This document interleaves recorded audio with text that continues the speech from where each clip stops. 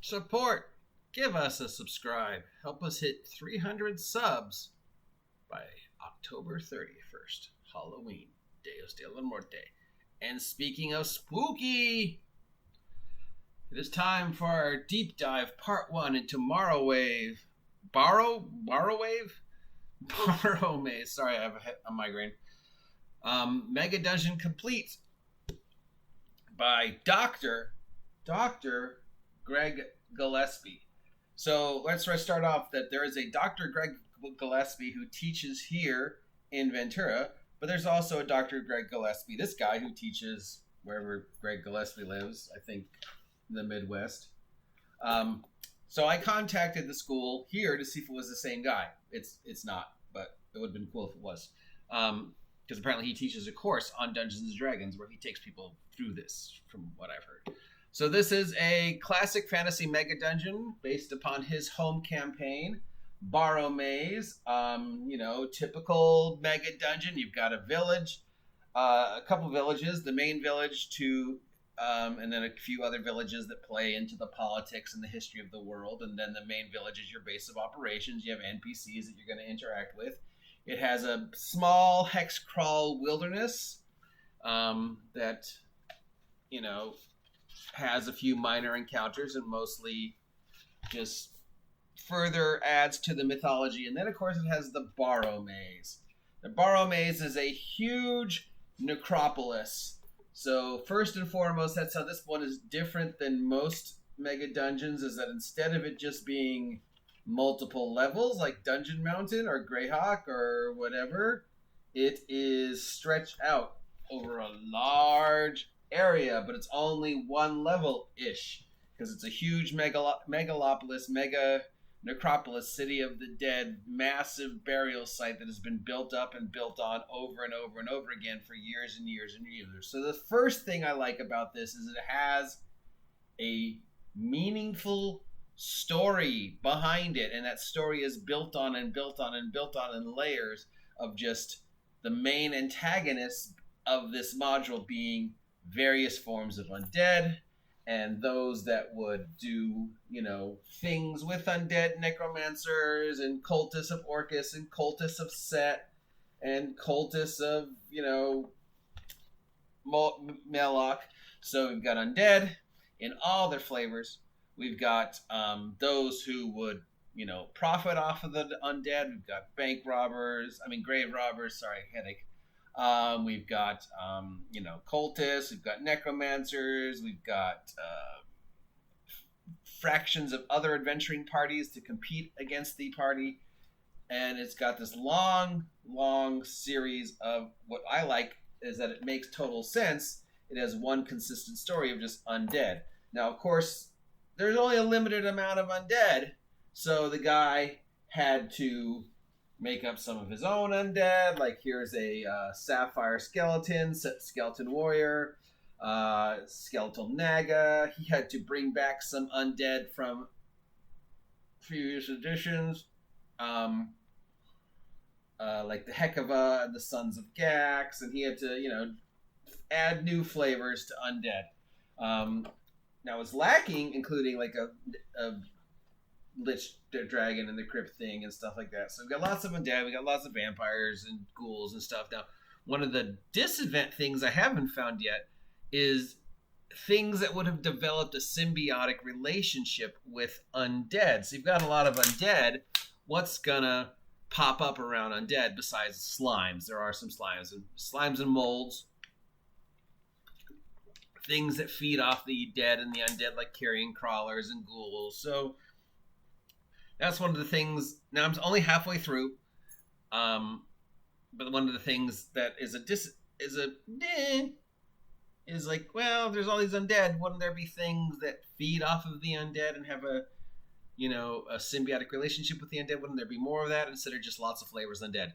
The other thing is that basically it's just lots of flavors of undead. So if you're looking for a mega dungeon with like politics and factions, and interesting stories going on and interactions with the NPCs in the city and stuff like that, you're not going to get that in this mega dungeon because it's undead, and then more undead, and then oh look, more undead, and different flavors of undead.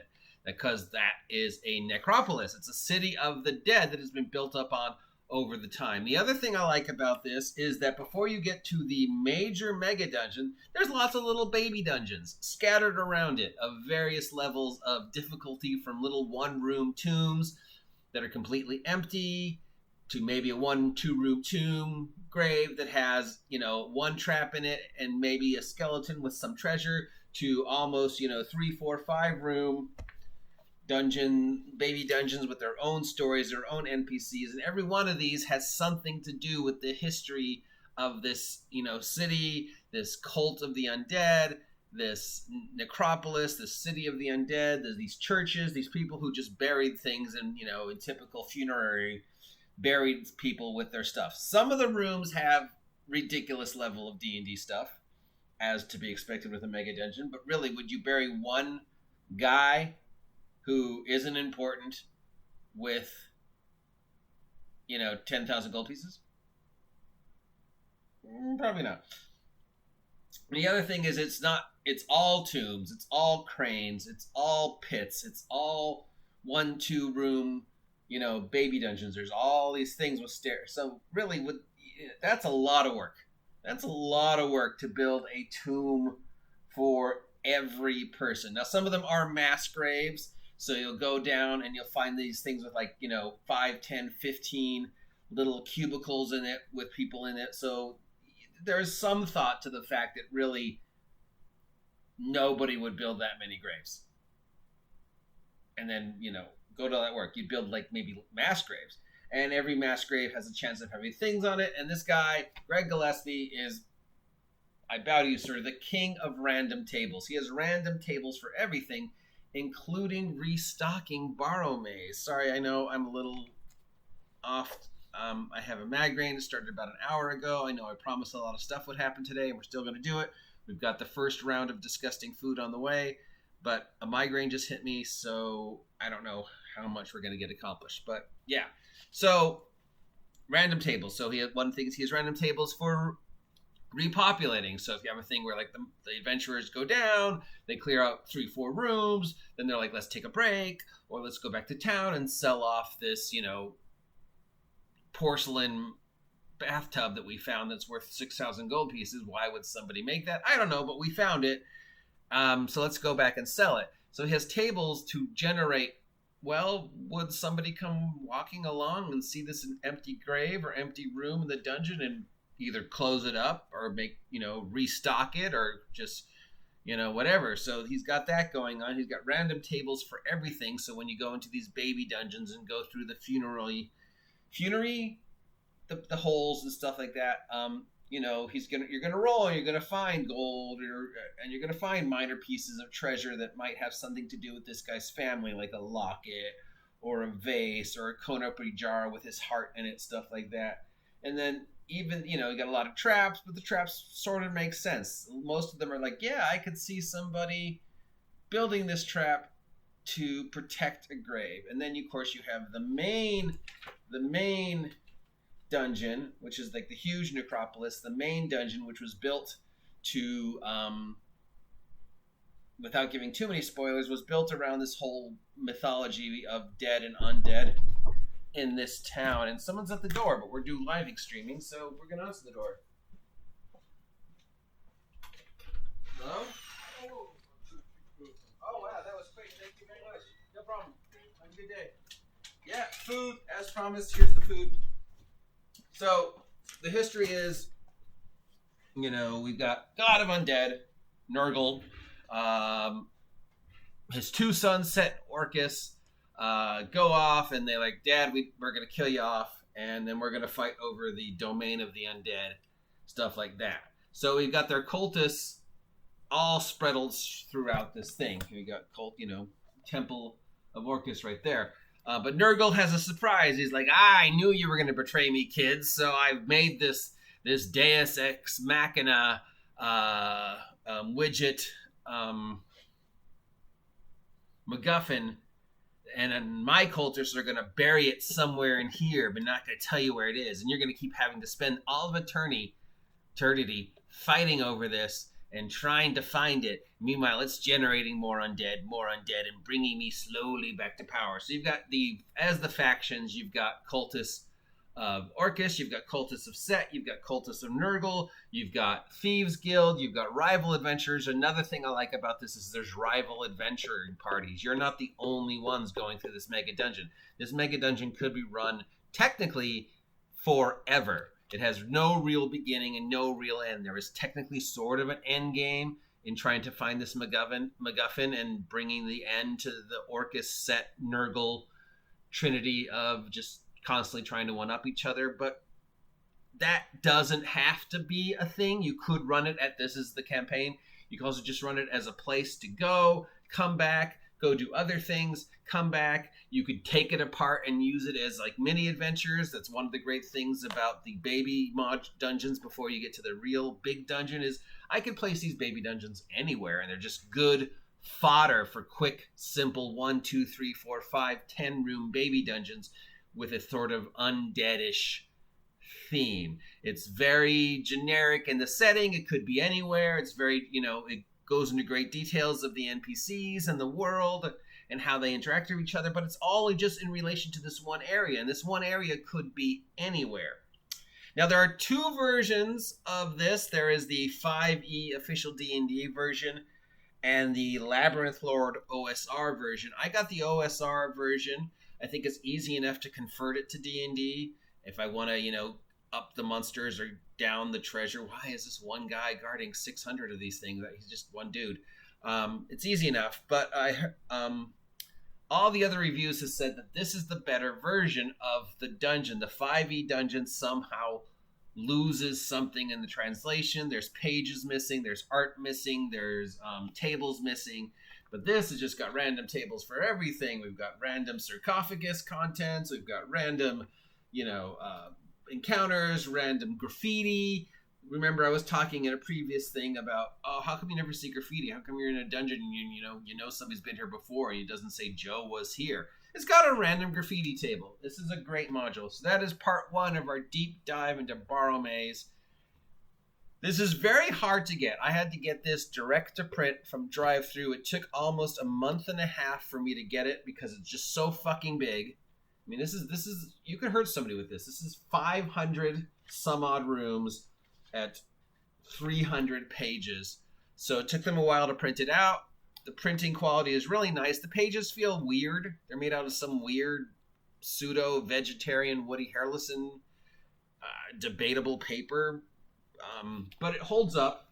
The binding's good. The art is good. Let's find one of the, it's got one of these things in it. Here's a flashback to Tomb of Horrors and the art book. So it's got an art book with it. So when you're going through and it says room 37B, go to page 15 to show them the picture of room 37B. You can go, and you see this. So that's really cool. And that's a throwback to previous dungeons and mega dungeons from Wizards of the Coast. It has a very OSR, very old school feel, but it just flows easily because, for better or for worse, your main story is all undead. Now, that is a bad thing because you're not going to see a lot of variety in monsters. You're not going to see a lot of variety in treasures. You're not going to see a lot of variety in, there's going to be some sameness to this, which could be good. You're not going to see a lot of factions. Your only factions are the Thieves Guild, the various cultists, and rival adventuring parties. So if you're looking for more in-depth politics and stuff like that, this probably isn't it. His other products are more standard mega dungeon. There are some times when I'm reading through this, I'm going, that's just too big, or that's just too much, or no one would have built that. But that is just my brain. And when I look at things, I tend to think, would I actually do that? And there's times when I'm reading through this and I'm going, that's just too much. Who is this guy that he has a 5-room baby dungeon? And why would they build baby dungeons for every single solitary person? But again, he addresses that some of the baby dungeons have multiple graves in it. They're mass graves. So This is our first deep dive into Barrowmaze. We'll go into a little bit more later today when hopefully after I eat something I'll feel a little better. You can pick this up through drive-thru.rpg or Gregg Gilesbie directly. It comes in parts too, so you can get Barrowmaze Part 1, Barrowmaze Part 2, Barrowmaze, if you don't want to fork out the whole amount. This was on sale when I got it for drive-thru. It was $50. It's normally $64, $70 plus delivery. Was it worth it? Yeah. I love 99% of everything that's going on in this module. There are a few things I'd like to see, but mostly it's just like I love the idea of a city of the dead. I love the idea that there's a consistent story going on about undead. From the very beginning when you fight a couple zombies to the very end when you're fighting Orcus and a Draco Lich and vampires. I haven't run into any vampires yet. Weird. Anyways, that's round 1. Hopefully I will do more once I feel a little better. I'm going to take a little break. We're going to eat our disgusting food. We're going to talk about last night. And I will talk to you losers later. If you appreciate this content, please comment down below. Please subscribe. Please support me through the PayPal, as it is the only job I have right now that you know of. And yeah, hopefully this migraine goes away and we can do more. Until then, check out Barrowmaze. There's plenty of other videos on YouTube that go into it. So yeah,